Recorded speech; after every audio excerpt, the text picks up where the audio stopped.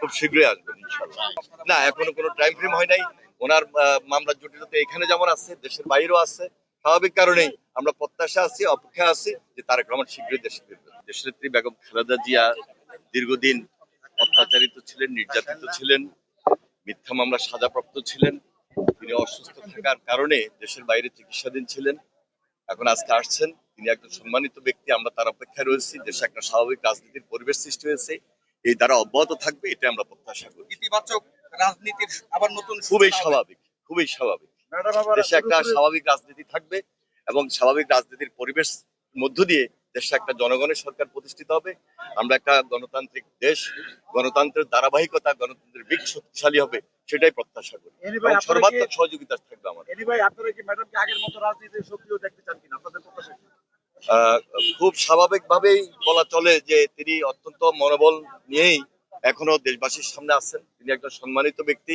এদেশের গণতন্ত্রের বীজ শক্তিশালী হবে এবং স্বাভাবিক রাজনীতি থাকা মানেই আমরা মনে করছি যে দেশে একটা স্বাভাবিক জনগণের সরকার প্রতিষ্ঠিত হবে এবং এই সরকারের নেতৃত্ব দেশনেত্রী বেগম খালেদা জিয়া আজকে সম্মানিত ব্যক্তি হিসাবে দিবেন এবং আমাদের ভারপ্রাপ্ত চেয়ারম্যান জনাব তারেক রহমান দেশে আসবেন, আমরা সেই প্রত্যাশা করি। দর্শক দেখতে পাচ্ছেন এই মুহূর্তে কিন্তু দেখানোর চেষ্টা করছি হযরত শাহজালাল আন্তর্জাতিক বিমানবন্দর থেকে কিন্তু এই মুহূর্তে যে ৮ নম্বর যে ভিআইপি গেট রয়েছে সেই গেট থেকে কিন্তু আপনাদের সাথে যুক্ত হয়েছে এবং দেখানোর চেষ্টা করছি যে খালেদা জিয়ার যে আগমন, সেই আগমনকে কেন্দ্র করে কিন্তু এই মুহূর্তে সেই বিমানবন্দরের যে গেট রয়েছে হযরত শাহজালাল ইন্টারন্যাশনাল এয়ারপোর্ট যেটি রয়েছে সেখানে কিন্তু নিরাপত্তার জন্য কিন্তু প্রচুর সংখ্যক আইন শৃঙ্খলা বাহিনীর অবস্থান চোখে পড়ছে। আপনাদেরকে দেখানোর চেষ্টা করছি, দেখতে পেয়েছি।